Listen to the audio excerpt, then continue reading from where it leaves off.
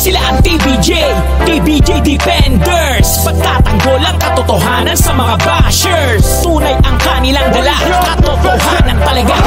Sabihin nyo, ibiyan sa kanilang ubra. Hi guys, this is DGK21 of course. At nagsasabing okay na may key, okay. Hindi, joke lang yun.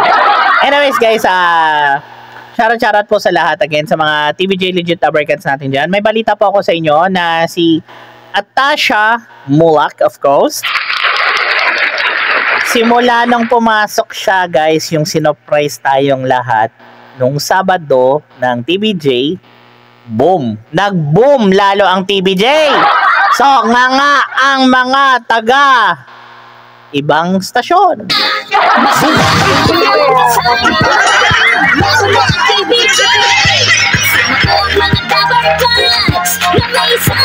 Ay, congratulations sa TBJ at maraming salamat po. Atasha, ayan, welcome sa iyo sa new home mo. Ayan, actually bagong bahay to, no? Syempre iba pa rin yung bahay within the parents, within the family, no? Within the friends. Ito talaga, TBJ, tahanan talaga ng kahit sinong artista yan. So, sana Atasha, more blessings to you. Ayan. So, pakinggan na natin yung balita guys from Ders TV. Tuloy po natin ang balitaan at lahin natin pag-usapan ng tungkol sa views ng video ni Atasha Mulak nang pumasok. Nung pumasok si Atasha Mulak guys, by the way, damukal yung views, million na. Oh, paano ba yan, tape? Paano ba yan, showtime? Siya sa TV5 na siyang in-upload ng TV5 sa kanilang FB page na kung saan wala pa nga pong isang araw pero lampas na po ng kalahating milyon ang views nito sa Facebook. So ipapakita ko po sa inyo ang nasabing post. So sa mga tao sa bawat idea na naiisip ng TV, buti ng show. Sabi nga ng ilan, literal na nabulaga ang marami kahapon dahil hindi daw sumagi. Oh, di ba? Hindi nga sumagi sa akin tong taong to. Hindi sumagi, promise guys. Pero eto guys Charlene Gonzalez yan take note. Charlene Gonzalez Aga Mulak, one of the legends din yan. Agis isipan nila na si Atasha Mulak pala yung magiging bagong mukha ng EAP, no? Talagang mahilig mambulaga ang TBJ. From the word Itbulaga, gusto nila lagi tayong naso-surprise. Kaya sila talaga yung bagay na bagay gumamit ng titulong Itbulaga. Unlike sa kabila na nababastos lang po ang Itbulaga. Akalain nyo yun, may pabebo daw ang Itbulaga. Kung nakinig kayo sa previous update natin, andun po itong update na to, na may pabebo daw ang bagong itsura ng Itbulaga. No? So, diba? Ang Itbulaga, pinipilit nyo pa Wala na sa generic, wala na talaga. Ayan pa lang, bagong Tabercats, Ayan, ang ganda, tignan nyo. Artista yan, background yan, magulang yan, artista na pure, diba? Nababalahura po ang Itbulaga, no, sa mga ginagawa po nila.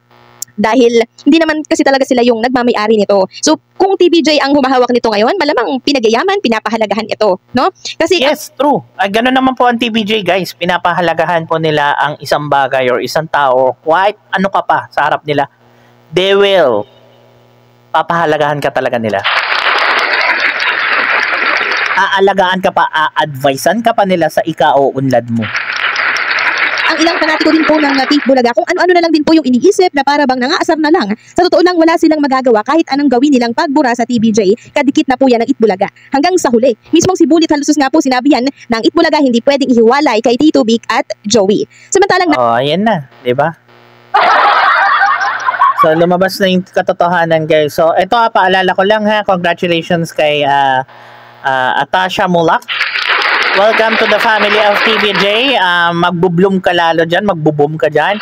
And kanila Tito Vic and Joey at sa mga ibang Tabercats dyan, maraming salamat po sa pagsuporta sa isa't isa. And sa mga fans, sa mga viewers, sa mga lahat, kung sino man kayo, mga kapatid, kapamilya, maraming salamat po na sinusuportahan nyo. Pati din po kami mga TBJ defenders nyo.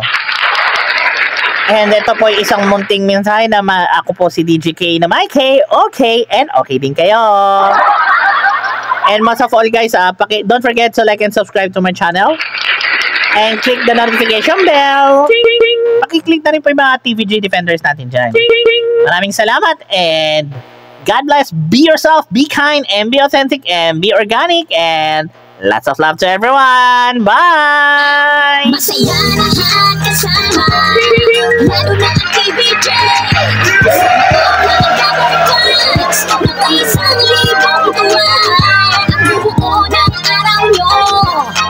Ayan guys, congratulations again kay kay Atasha Mulak.